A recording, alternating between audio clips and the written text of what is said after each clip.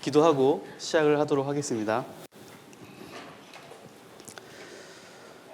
사랑과 은혜가 풍성하신 하나님 감사드립니다. 저희를 구원해 주신 은혜 감사드리고 주님의 몸된 교회 안에서 또 신앙생활 할 수 있도록 저희를 붙잡아 주신 그 은혜에도 감사드립니다. 저희의 하루하루의 삶이 주님의 그 크신 은혜를 보답하는 하루하루가 될 수 있도록 하나님 저희의 마음을 새롭게 해주시고 또 은혜로서 일깨워 주시기를 간구드립니다. 오늘 또한 주일을 맞이하여서 또 우리 선생님들 또 우리 학생들이 말씀 앞으로 나오는 시간입니다. 하나님 은혜를 베풀어 주시고 우리 아이들의 마음속에도 하나님의 말씀이 한 가지라도 심겨지는 그런 귀한 시간 될 수 있도록 하나님께서 우리 앞으로 나오는 모든 이들의 마음을 주장해 주시기를 간구드리며 언제나 저희를 사랑하시는 예수님 이름으로 기도드렸습니다. 아멘. 네, 창세기 13장을 찾아보도록 하겠습니다. 창세기 13장 1절부터 12절까지인데요. 네, 함께 읽어보도록 하겠습니다. 창세기 13장 1절에서 12절까지 함께 읽어보도록 하겠습니다. 아브라함이 애굽에서 나올새 그와 그 아내와 모든 소유며 롯도 함께하여 남방으로 올라가니 아브라함에게 육축과 은금이 풍부하였더라. 그가 남방에서부터 발행하여 베델의 이름에 베델과 아이 사이 전에 장막 쳤던 곳에 이르니 그가 처음으로 단을 쌓은 곳이라. 그가 거기서 여호와의 이름을 불렀더라. 아브라함의 일행 롯도 양과 소와 장막이 있으므로 그 땅이 그들의 동거함을 용납지 못하였으니 곧 그들의 소유가 많아서 동거할 수 없었음이라. 그러므로 아브라함의 가축의 목자와 롯의 가축의 목자가 서로 다투고 또 가나안 사람과 브리스 사람도 그 땅에 거하였는지라. 아브라함이 롯에게 이르되 우리는 한 골육이라. 나나 너나 내 목자나 내 목자나 서로 다투게 말자. 내 앞에 온 땅이 있지 아니하냐. 나를 떠나라. 내가 좌하면 나는 우하고 내가 우하면 나는 좌하리라. 이에 롯이 눈을 들어 요단들을 바라본즉 소알까지 온 땅에 물이 넉넉하니 여호와께서 소돔과 고모라를 멸하시기 전이었는고로 여호와의 동산 같고 애굽 땅과 같았더라. 그러므로 롯이 요단 온 들을 택하고 동으로 옮기니 그들이 서로 떠난지라. 아브라함은 가나안 땅에 거하였고 롯은 평지 성읍들에 머무르며 그 장막을 옮겨 소돔까지 이르렀더라. 네. 오늘은 아브라함의 조카 롯에 대해서 함께 생각을 해보고자 합니다. 가끔 이제 롯하고 룻하고 헷갈릴 때가 종종 있습니다. 같은 비슷한 이름인데 두 사람의 삶의 모습은 굉장히 다르게 나타나는 것을 이렇게 알 수 있는데요. 제가 롯하고 안 헷갈리려고 제 나름대로 구분을 좀 해봤습니다. 롯은 그 획이 위로 올라가 있지 않습니까? 롯 이렇게 올라가 있잖아요. 그래서 그 롯은 교만한 사람이다. 그러니까 뻣뻣한 거예요. 그러니까 이제 그 받침이 올라가 있습니다. 그러니까 하나님 없이도 나는 이제 충분히 살아갈 수 있는 사람이다. 그래서 롯은 받침이 위로 올라가 있다. 롯은 겸손한 사람이었다. 하나님의 은혜가 꼭 필요했기 때문에 늘 이제 받침이 핵이 밑으로 가 있지 않습니까? 늘 그 하나님의 은혜를 구하면서 숙이면서 이렇게 살았다라는 뜻으로 제가 나름대로 구분을 해서 좀 이렇게 헷갈리지 않도록 제 나름대로 그냥 정리를 좀 해봤습니다. 네, 여기 이제 아브라함이 그 자신의 그 살던 갈대아 우르에서 이제 하나님의 말씀을 듣고 떠났는데요. 그때 이 롯도 함께 떠납니다. 실은 롯은 그 아브라함보다 훨씬 더 젊었을 텐데요. 젊은 나이에 그 도시 생활, 그 아주 잘 발달된 도시 생활에서 떠난다는 것은 쉽지 않은 선택이었을 겁니다. 그러니까 그럼에도 불구하고 아브라함을 따라서 그 갈대아 우르를 떠났다는 건 정말 좋은 선택이었거든요. 그러니까 롯이 처음에는 아주 좋은 마음으로 아마 시작을 했을 거다라는 생각을 해보게 됩니다. 그러면서 이제 끝까지 이제 가나안 땅까지 도착을 했지 않습니까? 물론 이제 중간에 여러 우여곡절이 많았을 거예요. 그럼에도 불구하고 이 롯은 아브라함과 함께 그 약속의 땅까지 도착을 합니다. 그러니까 그러한 과정들을 생각해 보면 롯이 그 처음의 마음은 굉장히 그 좋았다. 신앙적인 마음이 좋았다라는 것을 생각을 해볼 수가 있습니다. 그리고 나서 이제 하나님께서 이 아브라함에게 축복을 더해 주셔서 그때 그들의 이제 소유, 가축이 점점 이제 많아지게 되잖아요. 그러면서 이제 문제가 좀 생기게 됩니다. 이제 아브라함의 목자와 그리고 이 롯의 목자, 이 목자들이 이제 그 가축들을 기르려면 좋은 목초지가 필요하잖아요. 근데 그 좋은 땅을 서로 차지하기 위해서 이제 그 목자들이 서로 다툼을 이제 일으키게 되는데요. 근데 여기서 한 가지 곰곰이 생각해 볼 필요가 있는, 제 개인적으로 곰곰이 생각이 든 게 뭐냐면, 아브라함이 다 이제 끌고 나오고 이제 어쨌든 주인이지 않습니까? 그렇게 다툼이 일어났을 때 뭐 롯을 부른다거나 그들의 그 다투고 있는 목자들을 불러서 우리 이렇게 살면 되겠냐? 이 땅에 그 가나안 족속도 있고 브리스 족속도 있고 다른 족속들이 우리를 보고 있는데 우리가 이렇게 싸우면 이렇게 득이 되겠냐? 좀 이렇게 타일러서 어쨌든 그 땅을 어떻게 좀 이렇게 정리를 해서 함께 살 법도 한데 이 아브라함이 먼저 제안을 합니다. 롯에게 떠나가라고 제안을 하잖아요. 왜 그랬을까? 좀 이렇게 곰곰이 생각을 좀 해보게 됐습니다. 그런데 아마 아브라함이 롯의 마음이 뭔가 좀 변했구나, 세상적으로 마음이 가득 찼다라는 것을 느꼈을 것 같아요. 자신을 처음 따라 나왔을 때, 그리고 어려운 가운데서도 가나안 땅까지 도착했을 때의 그 롯과 많은 이야기들을 했겠죠. 뭐 어떤 행동이라든가 뭐 모습이라든가 뭐 교제를 하는 중간에도 뭐 교제가 아마 잘 됐을 거예요. 그런데 그 가축들이 점점 많아지면서 이 롯의 마음이 뭔가 좀 이렇게 교제가 잘 안 되고, 이 마음에 뭔가 좀 세상이 가득하구나라는 것을 아브라함이 느꼈을 것 같아요. 그래서 이제 서로 갈라져야 되겠다라는 그 생각을 아브라함이 하지 않았을까. 우리도 가끔가다 그 교제를 하다 보면 예전에는 그분이 안 그랬는데 최근에 어떤 행동이라든가 말투라든가 뭐 이제 마음속에 있는 것들을 들어보면 세상 것이 가득 찬 분들을 만날 때가 있잖아요. 옛날에 안 그랬는데 좀 이상하다, 이런 느낌을 받을 때가 있는데요.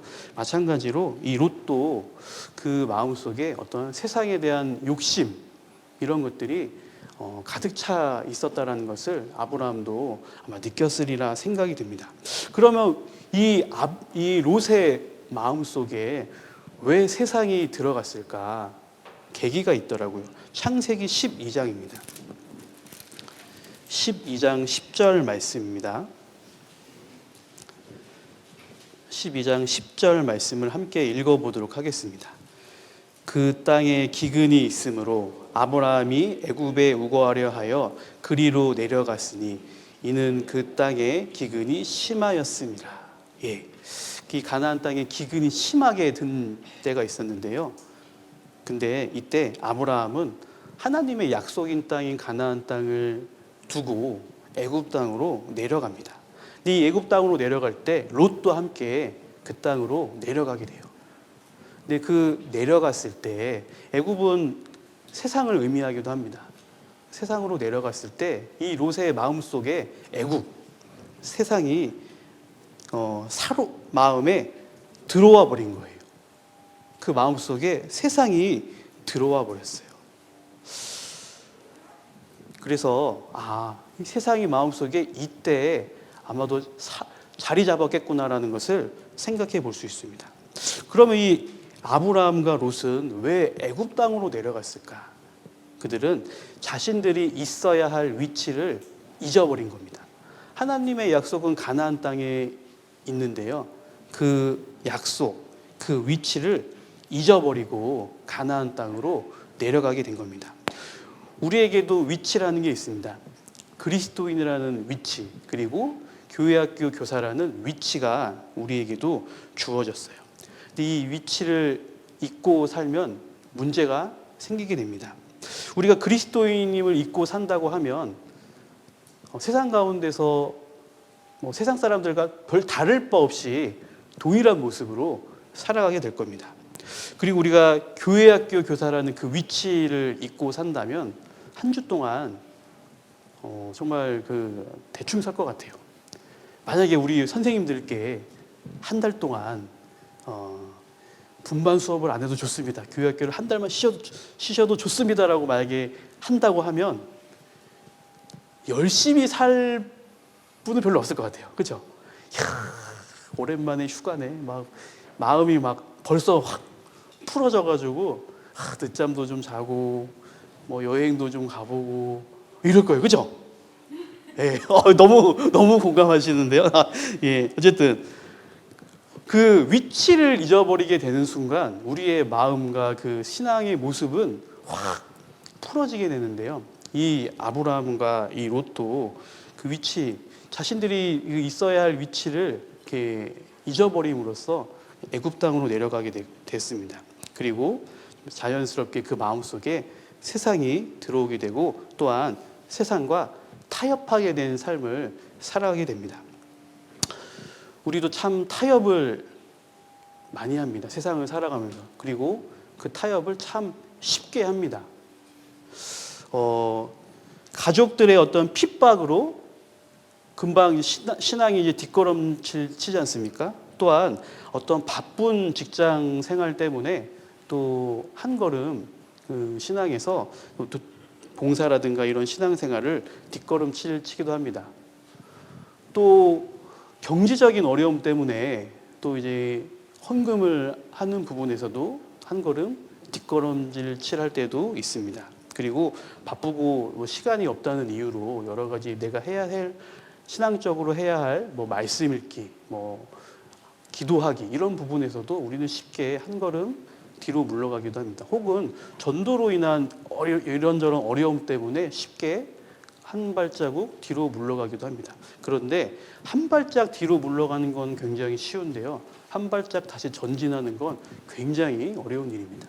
우리 산을 가보셔서 알겠지만 그 산에 올라가는 건 굉장히 힘들잖아요. 그렇죠? 근데 내려오는 건 순식간입니다. 예. 마찬가지로 우리의 신앙도 올라가는 건 상당히 어렵습니다. 그런데 후퇴하는 건 굉장히 쉽습니다. 우리는 우리의 신앙의 그 위치, 그것을 잊어버리지 말고 또 세상의 어떤 어려움이 왔을 때 거기서 쉽게 물러설 것이 아니라 세상과 맞서 싸우는 그런 마음의 자세가 우리 그리스도인들에게 필요하다라는 생각을 하게 됩니다. 우리는 언제든 신앙의 배수의 진을 쳐야 돼요. 내가 뒤로 물러가면 죽는다. 내가 후퇴하면 죽는다라는 그 신앙의 배수의 진의 그 각오를 가지고 우리는 신앙생활을 해야 됩니다. 옛날에 그 광고 문구 중에 이런 문구가 있습니다. 고객님이 만족할 때까지 최선을 다하겠습니다. 네, 고객님이 만족할 때까지. 근데 이걸 이제 요즘 시대로 패러디를 해서요. 안 되면 거기까지. 우리의 신앙이 그러면 안 될 것 같아요. 안 돼. 그럼 거기까지 하는 거예요. 우리의 신앙은 안 되면 거기까지의 신앙이 아니라 주님이 만족할 때까지, 주님을 기쁘시게 할 때까지 계속해서 전진해서 나아가야 되는 신앙. 왜냐하면 예수님은 우리를 끝까지 사랑하셨기 때문입니다. 제자들을 끝까지 사랑하셨다라고 되어 있잖아요. 우리는 끝까지 주님을 따라가는 그런 신앙생활을 해야 됩니다. 결국 한 발짝 뒤로 물러가는 그 신앙은 나의 삶을 힘이 없게 만들어요. 그리고 패배자라는 그런 인식 속에서 신앙생활하는데 굉장히 걸림돌이 됩니다. 우리는 이 후퇴하지 않는 신앙, 끝까지 맞서 싸우는 그런 신앙을 가지고 살아야 됩니다. 그래서 이제 아브라함과 이제 롯은 애굽으로 내려갔습니다. 그리고 나서 이제 하나님을 물론 기쁘시게 하는 선택은 아니었죠. 그리고 시간이 지나 다시 이제 이들은 이제 올라가게 됐는데요. 아브라함은 그래도 신앙을 다시 회복을 했습니다. 근데 이 롯은 신앙의 회복을 하지 못했어요. 그래서 그 마음에는 여전히 자신이 애굽 땅에 있었던 그 세상을 사랑하는 마음을 가진 채 살아가게 됩니다. 그래서 13장 6절 말씀부터 9절까지 제가 다시 한번 읽어드리도록 하겠습니다. 그 땅이 그들의 동거함을 용납지 못하였으니 곧 그들의 소유가 많아서 동거할 수 없었음이라. 그러므로 아브라함의 가축의 목자와 롯의 가축의 목자가 서로 다투고 또 가나안 사람과 브리스 사람도 그 땅에 거하였는지라. 아브라함이 롯에게 이르되 우리는 한 골육이라. 나나 너나 내 목자나 내 목자나 서로 다투게 말자. 내 앞에 온 땅이 있지 아니하냐? 나를 떠나라. 내가 좌하면 나는 우하고 내가 우하면 나는 좌하리라. 네. 아주 아브라함이 이 제안을 딱 했을 때 이 롯의 마음속에는 아주 좋은 핑계거리라는 생각을 가졌을 거예요. 잘 됐다. 내가 드디어 삼촌인 아브라함을 떠날 수 있는 아주 좋은 기회를 내가 맞이했구나라는 것을 이 롯은 아주 마음속에 쾌재를 불렀을 거예요. 근데 이 모습이 마치 우리에게도 동일한 모습들이 있습니다. 우리도 신앙생활을 하거나 혹은 어떠한 이제 핑계를 댈 때 굉장히 그럴싸한, 남들이 터치하기 어려운, 건강이 안 좋다, 혹은 직장이 바쁘다, 시험 준비해야 된다, 공무원 준비해야 된다, 이런 그 일들로 이렇게 여러 가지 이제 주님의 일을 하는데 이렇게 제한을 둡니다. 그렇죠? 물론 이제 그 상황이 정말 바쁠 수도 있습니다. 그런데 정말 그 상황에서 그냥 그 상황에 안주하면서 거기에 내가 적응되면서 사는 게 옳은 것인지, 아니면 그런 상황임에도 불구하고 내가 어떻게든 교제 안에 그리고 봉사 안에 참여하기 위해서 기도하고, 그리고 교제 가운데 교제도 나누고, 그리고 또 정말 마음이 좀 갈급하다고 하면 또 상담을 통해서 정말 내가 이러한 상황임에도 불구하고 어떻게 살아야 되는지 이 교제를 함으로써 풀어나가야 되는 게 옳은 마음이잖아요. 그런데 좋은 핑계거리가 생기면 우리는 그것을 덥석 묻니다. 그리고 거기서 나 못해, 이래서 못해 라는 아주 그 좋은 핑계거리를 표면에 내세우죠. 이걸 우리가 참 조심해야 되겠다는 생각을 해보게 됩니다. 이 롯은 아주 좋은 핑계거리가 생겨난 거예요. 목자들이 싸워요. 같이 할 수가 없는 거예요. 누가 어떻게 터치할 수 있는 부분이 아니잖아요. 거기다가 먼저 아브라함이 제안을 줬어요. 잘 됐다. 떠날 수 있는 절호의 기회다 라는 생각을 가지고 떠나게 됩니다. 10절 말씀을 제가 읽어드리도록 하겠습니다. 이에 롯이 눈을 들어 요단들을 바라본즉 소알까지 온 땅에 물이 넉넉하니 여호와께서 소돔과 고모라를 멸하시기 전이었는고로 여호와의 동산 같고 애굽 땅과 같았더라. 그리고 이미 이 롯의 마음에는 이 요단들 소알까지 이르는 그 땅을 이미 염두에 두고 있었다는 것을 이 구절을 통해 생각해 볼 수 있어요. 13장 10절의 마지막 구절이 애굽 땅과 같았다라고 했잖아요.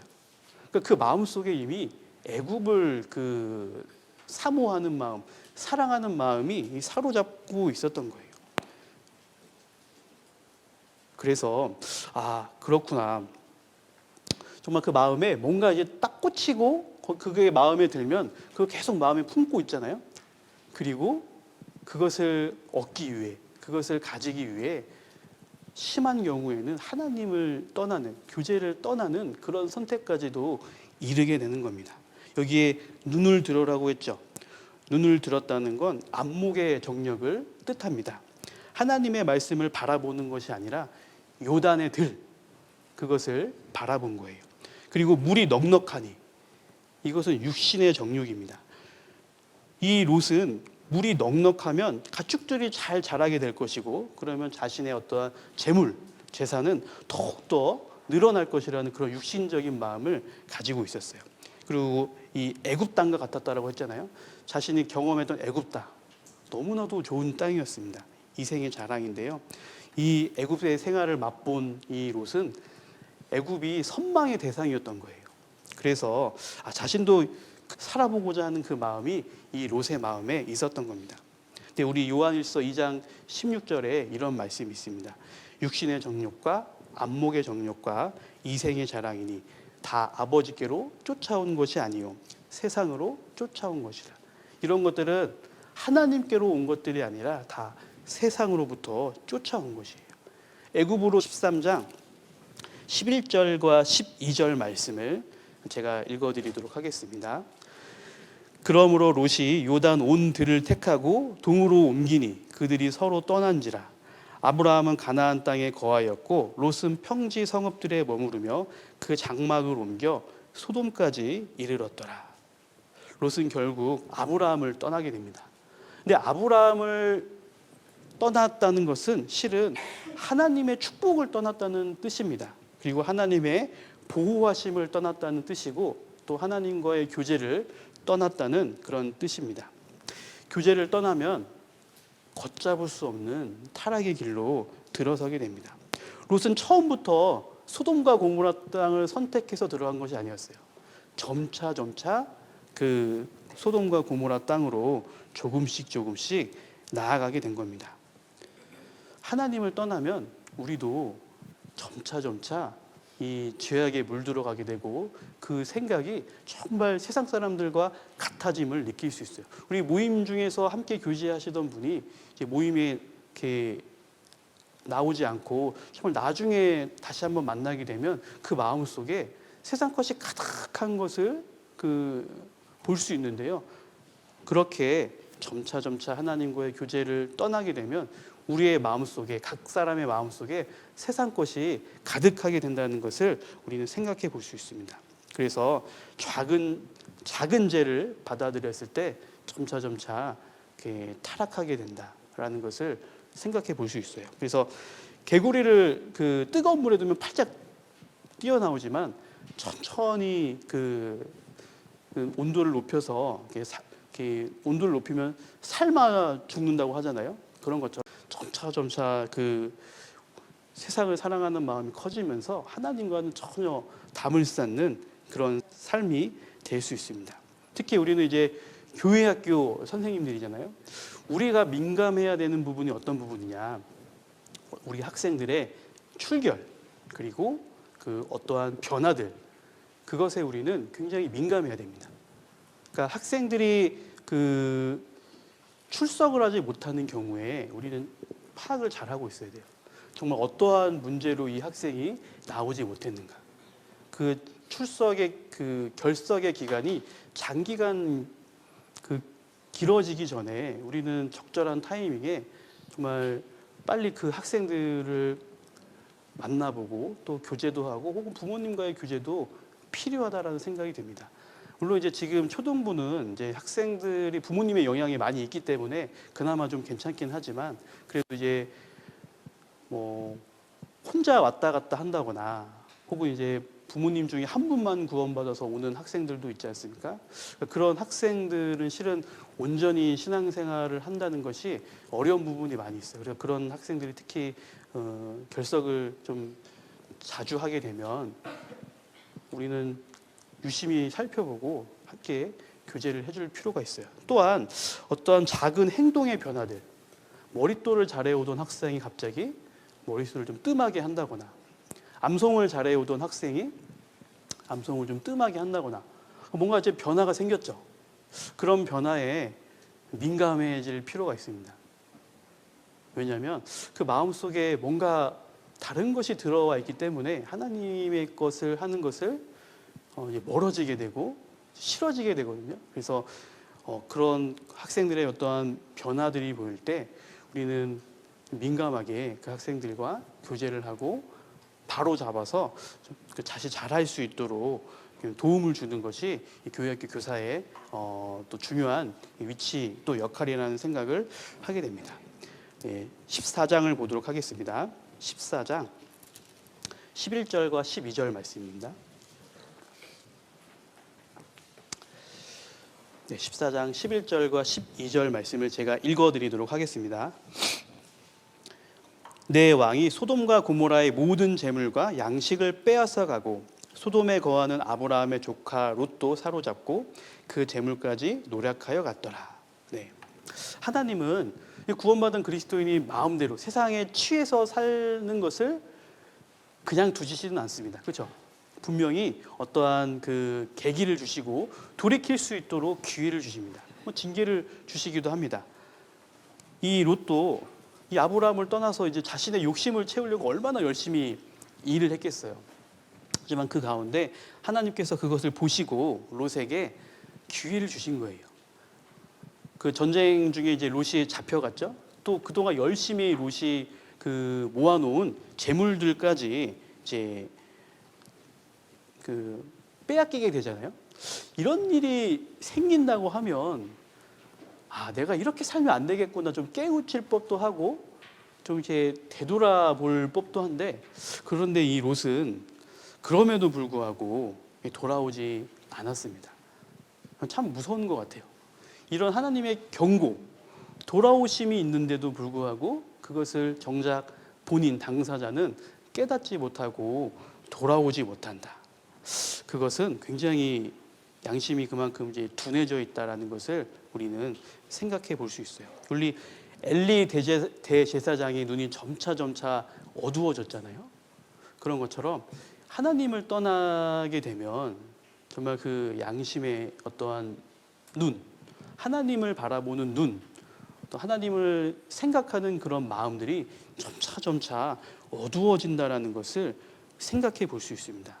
자, 이 무감각해진다는 게 굉장히 그리스도인으로서 두렵다, 무서운 일이다라는 것을 우리는 생각해 볼 필요가 있습니다. 14장 14절에서 16절 말씀도 제가 읽어드리도록 하겠습니다. 아브라함이 그 조카의 사로잡혔음을 듣고 집에서 길리고 연습한 자 318인을 거느리고 단까지 쫓아가서 그 가신을 나누어 밤을 타서 그들을 쳐서 파하고 다메섹 자편 호박까지 쫓아가서 모든 빼앗겼던 재물과 자기 조카 롯과 그 재물과 또 부녀와 인민을 다 찾아왔더라. 이 롯과 반대되는 이 아브라함은 언제 그렇게 또 자신의 그 사람들을 연습을 시켰는지 몰랐는데 이미 318인을 연습을 시키고 있었어요. 그리고 이제 롯이 잡혀갔다는 이제 소식을 듣고 주저없이 이 자신의 그 특공대라고 할 수 있겠죠. 특공대를 이제 출동시켜서 이 롯을 구해오게 합니다. 이것을 보면 참 이 아브라함은 준비된 사람이었구나라는 것을 생각을 해볼 수 있어요. 자, 이 전쟁이 이제 가나안 북부 동맹국하고 남부 동맹국이 싸움을 했잖아요. 소돔이 속한 지역이 이제 남부 동맹국이었는데 북부 동맹국이 이김으로써 이제 롯이 잡혀갔는데, 자, 4개의 그 연합 동맹국이면 굉장히 규모가 컸을 겁니다. 그렇죠? 거기다가 이제 남방 그 국 5개국을 연합국을 이겼잖아요. 그러니까 어떤 승리에 대한 그 기쁨과 위세, 어떤 기세, 그런 것들이 굉장히 높았을 거라는 생각이 들어요. 규모 자체도 318명보다 훨씬 많았으리라 생각이 들어요. 그런데 이 아브라함의 정예 부대 318명이 그 북부의 그 승리를 거둔 북부 동맹군을 물리치고 거기서 이제 롯을 그리고 그의 가족들을 구해오는 모습을 보면서 참 아브라함이 준비되어 있구나. 당황하지 않고 즉시 갔습니다. 이 아브라함은. 그리고 그냥 간 것이 아니에요. 치밀한 계획과 작전을 가지고 싸움터에 나갔습니다. 첫 번째로 어떤 15절에 보면 가신을 나누었다고 되어 있죠.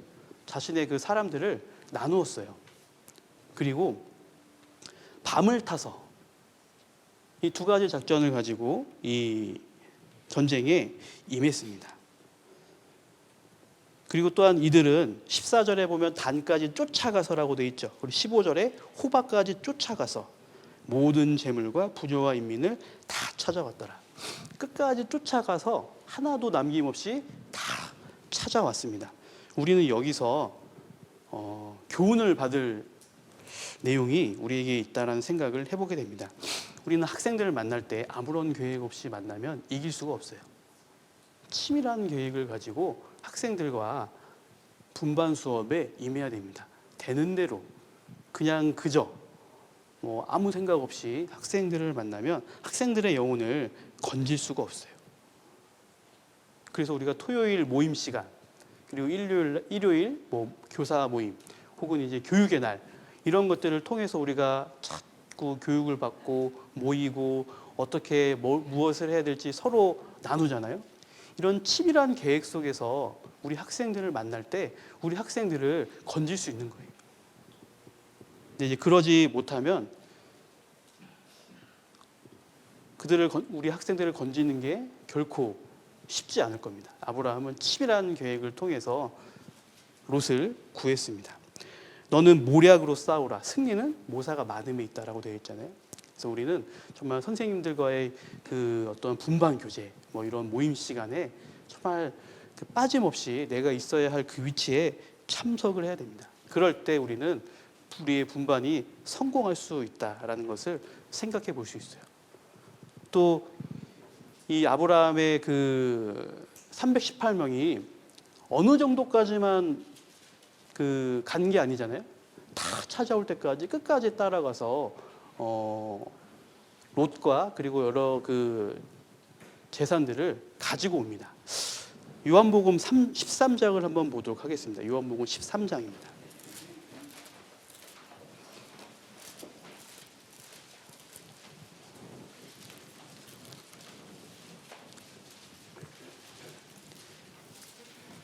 요한복음 13장 1절입니다.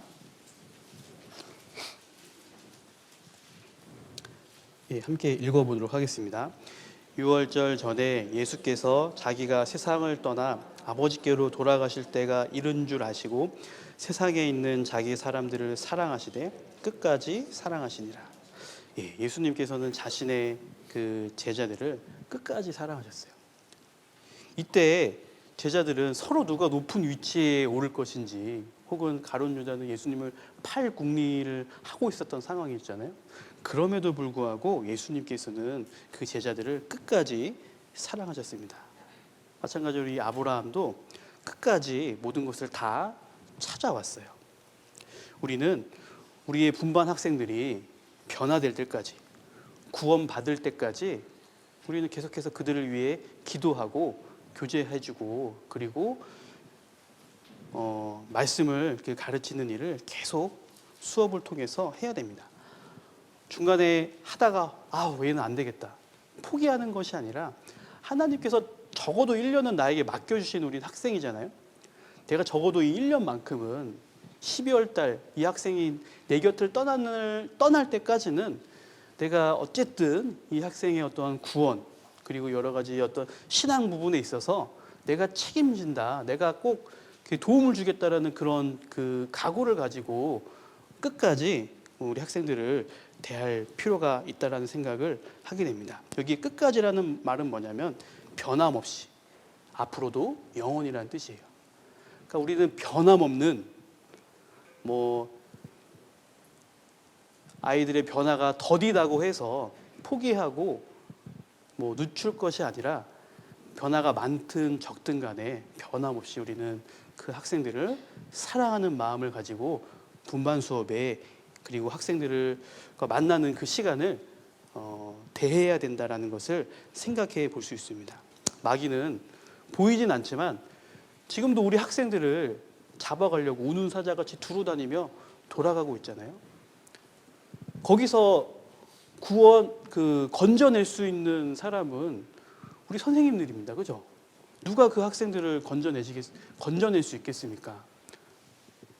우리 선생님들이 우리 학생들, 나에게 분반 학생들에게 맡겨진 그 학생들을 건져낼 수 있는 사람들이에요. 사무엘상을 보도록 하겠습니다.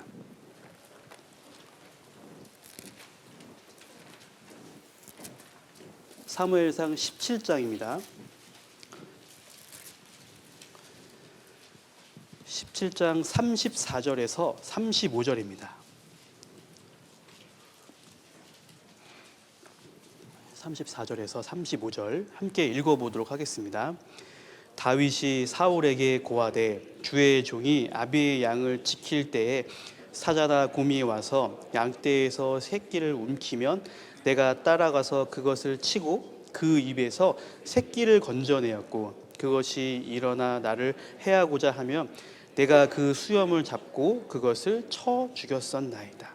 다윗은 양을 지킬 때 그 사자나 곰에게 양새끼가 물려가고 있을 때 끝까지 따라가서 그 입에서 그 양새끼를 건져냈어요.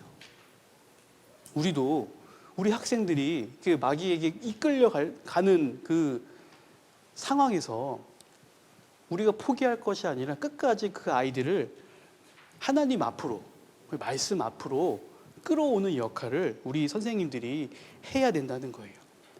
한 명도 내가 놓치지 않겠다.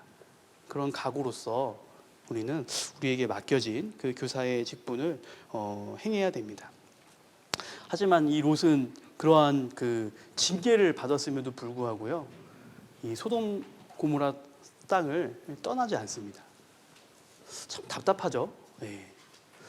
사람인 저희가 봐도 참 답답한데 하나님이 봤을 때는 얼마나 답답했을까요? 그죠? 그리스도 하나님께서 우리를 구원해 주신 목적은 우리를 쓰시기 위함이잖아요. 그렇죠? 우리를 통해서 다른 사람에게 하나님의 어떤 사랑, 그 빛을 전하기 위해서 우리를 이제 구원해 주신 거잖아요. 근데 그거에 쓰임 받지 못한다. 그러면 그리스도인으로서 굉장히 비참하다라는 생각이 들 것 같아요. 롯이 그랬어요. 롯은 정말 하나님께 쓰임 받지 못한 아주 비참한 그런 삶을 살았다는 것을 우리는 이 창세기에 나오는 내용을 보면서 생각해 볼 수 있어요. 거기다가 이제 멸망당하는 그 소돔과 고모라 성에서의 그 내용을 보면요, 굉장히 숨이 막힐 정도로 답답함을 느낄 수가 있습니다. 하나님이 원하시는 것은 우리에게 30배, 60배, 100배의 결실을 원하시잖아요. 그런데 롯은 아브라함이 이제 그 소돔과 고모라 성이 멸망하기 전에 그 협상이라고 하면 좀 그렇긴 하지만 그 의인 50명, 45명, 40명 내려가잖아요. 하나님이 원하시는 건 30배, 60배, 100배인데 그 롯은 50, 45, 40, 10 점차 이 줄어가는 이 모습, 거기다가 그 멸망의 날 그 아침에 잽싸게 나간 게 아니에요. 지체했다고 돼 있어요. 그렇죠? 지체하면서 이 그 소돔과 고모라 성을 떠나갔습니다. 죄악이 분명 멸망한다고 하셨는데 거기서 아직도 욕심을 버리지 못하고 지체하면서 가는 모습. 거기다가 이 롯의 행실이 얼마나 부끄럽게 살았으면 사위들이 뭐라 그랬어요? 그의 말을 농담같이 여겼다고 되어 있잖아요. 그러니까 이 롯의 삶을 보면 정말 뭐라 그럴까, 부끄러운 모습으로 살았구나. 거기다가 이제 그의 아내는 어떻게 됐습니까? 소금 기둥이 됐죠. 그리고 참 충격적인 것도 뭐냐면요, 그 소알이라는 성으로 이제 가까운 성으로 갔잖아요. 실은 소돔과 고모라 성이 성적인 타락으로 인해서 멸망을 당했는데 소알도 그 근처에 있었던 땅이었거든요. 그럼 거기도 실은 성적인 죄가 동일하게 있는 그런 성이었어요. 우리 죄에서 멀리 떠나야 되잖아요. 멀리. 근데 그냥 그는 그저 아주 가까운 얼마 안 되는 그 근거리로 떠납니다.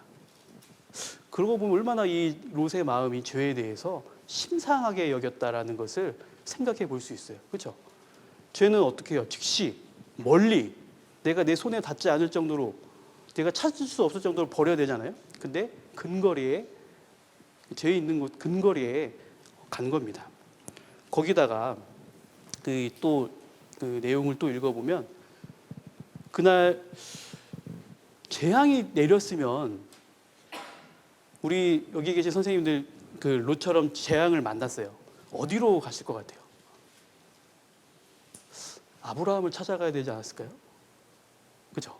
근데 아브라함을 찾아가지 않고 굴로 들어갑니다. 가까운 굴을 찾아서 피신해서 굴로 들어가요.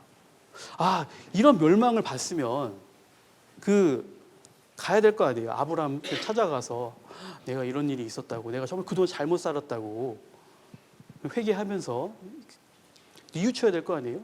근데 그냥 가까운 굴로 갑니다. 더 충격적인 건 뭐냐? 술을 마셨어요. 자신의 아내가 소금 기둥이 됐죠. 멸망하는 모습을 봤어요. 그런데 취했다고 돼 있잖아요. 그 난리통에 술을 어디서 구했는지, 가지고 나온 건지 구했는지는 정확히 모르겠지만 한두 잔도 아니고 취할 정도로 술을 마시고 난 다음에 자신의 딸들과 함께 잠을 잡니다. 그러니까 이 롯의 이 행동 거지를 보면 정말 너무너무 부끄럽고 창피하고 입에 담지 못할 정도로 참 그런 생각이 들지 않습니까? 근데 왜 하나님께서 이 본받을 만한 점이 하나도 없는 롯을 성경에 기록해 두셨을까? 이것은 우리 구원받은 사람들도 하나님을 멀리 떠나 살면 롯처럼 살 수 있기 때문에 경각심을 가지고 살아가라고 이것을 우리에게 주신 거예요. 우리도 잘못된 길을 선택하면 롯과 같은 삶을 우리도 살아갈 수 있어요. 이 롯은 처음에 시작은 참 좋았습니다. 그런데 잘못된 길을 선택했고 그리고 불순종의 길을 걸음으로써 영광받지 못하는 그런 그리스도인의 그 모습을 나타내고 있는 거예요. 우리는 이 모습을 보면서 롯처럼 살면 안 되겠구나. 그런 경각심을 우리 마음속에 새겨야 됩니다. 이 롯은 아브라함의 조카라는 타이틀을 빼면 정말 별 볼 일 없는 그런 사람이에요.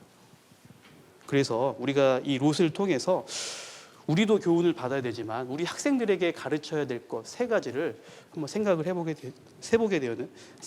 해보게 되었는데요. 첫 번째로 우리는 올바른 믿음의 선택을 할 수 있도록 우리 학생들에게 가르쳐야 될 거예요. 롯이 요단들을 선택하고 또 소돔까지 간 것은 말씀을 따라간 것이 아닙니다. 그렇죠? 어떤 자신의 눈에 보이는 육신적인 선택을 따라간 거예요. 이 믿음의 선택을 한다는 것은 하루아침에 이루어지는 일은 아닙니다. 우리가 신앙생활을 하면서 그 계속되는 선택 가운데 하나님을 선택하는 훈련을 계속적으로 할 때 하나님을 따라 사는 삶을 살아갈 수 있습니다. 그래서 우리 분만 선생님들, 우리 교사들은 학생들에게 여러 가지 그런 상황과 형편 가운데 무엇을 선택해야 될까? 하나님을 선택하는 그 올바른 선택을 할 수 있도록 우리는 가르쳐야 돼요. 여호수아 24장을 찾아보도록 하겠습니다.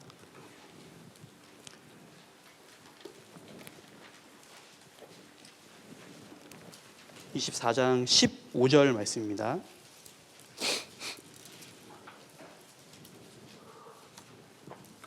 네, 24장 15절 함께 읽어보도록 하겠습니다. 만일 여호와를 섬기는 것이 너희에게 좋지 않게 보이거든 너희 열조가 강 저편에 섬기던 신이든지 혹 너희의 거하는 땅 아모리 사람의 신이든지 너희 섬길 자를 오늘날 택하라. 오직 나와 내 집은 여호와를 섬기겠노라. 네, 우리는 누구를 선택해야 되냐? 우리 학생들은 아마 많은 그 갈등과 고민 속에 있을 거예요. 분명 이제 세상 것도 참 요즘 뭐 어떠한 아이들이 즐겨 하는 그것을 안 하면 어울리기 굉장히 힘들잖아요. 그런 가운데서 오는 갈등. 세상의 문화들은 여과 없이 우리 아이들에게 들어오고 있는데 거기서 어떻게 선택을 해야 되는지 올바른 선택을 할 수 있도록 우리 선생님들께서 함께 교제해주고 그 마음속에 하나님을 선택하는 그런 기준을 명확히 심어줄 수 있도록 우리는 교제해야 됩니다. 그리고 두 번째로는 그리스도인이 있어야 할 위치를 알고 그 자리를 지킬 수 있도록 가르쳐야 돼요. 롯이 실패한 건 뭐였냐? 가나안 땅을 떠나서 애굽 땅에 내려갔잖아요. 그 자리를 떠난 것이 이 롯에게는 굉장히 치명적인 선택을 한 거였어요. 그래서 또한 나중에는 아브라함을 떠나게 됐잖아요. 그래서 내가 있어야 할 위치가 어디 있는지 그리고 그 자리를 지킬 수 있도록 우리 학생들도 나중에 이제 성장을 하면 중학생, 고등학생이 될 거예요. 중고등부 학생들의 가장 어려운 점이 뭐냐? 시험 기간입니다. 시험 기간에 교회 와야 되냐, 학원 가야 되냐, 아니면 시험 공부를 해야 되냐. 굉장히 그 고민에 많이 있어요. 그렇죠? 그런데 그럼에도 불구하고 우리는 어떤 위치에 있어야 되는지 그것을 가르쳐주는 어렸을 때부터 이 마음속에 교회가 먼저다. 하나님이 계신 교회가 먼저다. 그런 우선순위를 우리 학생들에게 먼저 명확하게 심어주셔야 됩니다. 고린도전서 15장을 보도록 하겠습니다.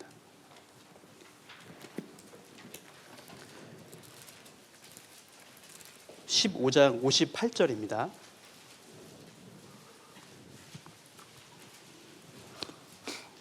15장 58절 말씀을 함께 읽어보도록 하겠습니다. 그러므로 내 사랑하는 형제들아 견고하며 흔들리지 말며 항상 주의 일에 더욱 힘쓰는 자들이 되라. 이는 너희 수고가 주 안에서 헛되지 않은 줄을 알미니라. 네.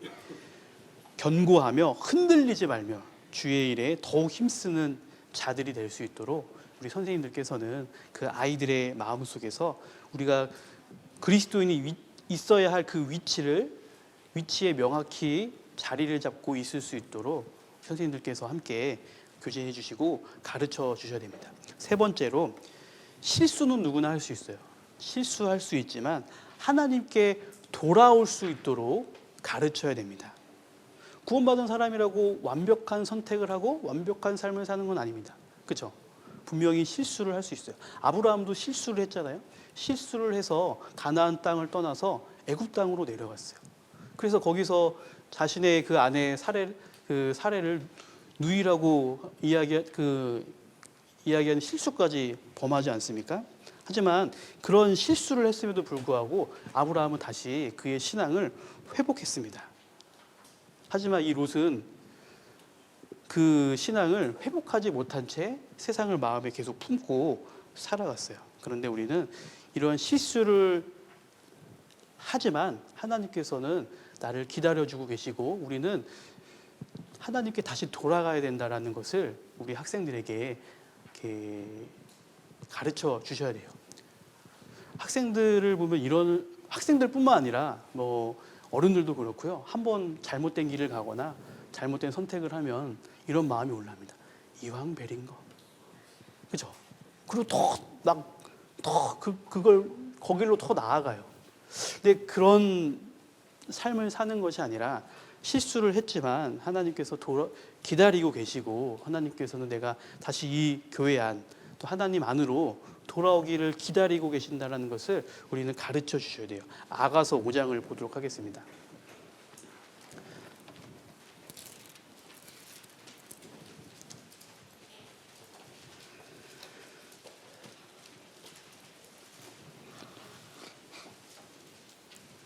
아가서 5장 2절입니다. 아가서 5장 2절. 예, 함께 읽어보도록 하겠습니다. 내가 잘지라도 마음은 깨었는데 나의 사랑하는 자의 소리가 들리는구나. 문을 두드려 이르기를 나의 누이 나의 사랑 나의 비둘기 나의 완전한 자야 문 열어다고. 내 머리에는 이슬이 내 머리털에는 밤 이슬이 가득하였다 하는구나. 네, 신랑이 신부가 오기를 기다리면서 밤새도록 이슬을 맞으며 기다리는 모습, 마치 하나님께서 우리가 돌아오기를 기대하고 바라면서 계속해서 우리를 기다리고 있는 그 모습을 우리는 우리 학생들에게 가르쳐 주셔야 돼요.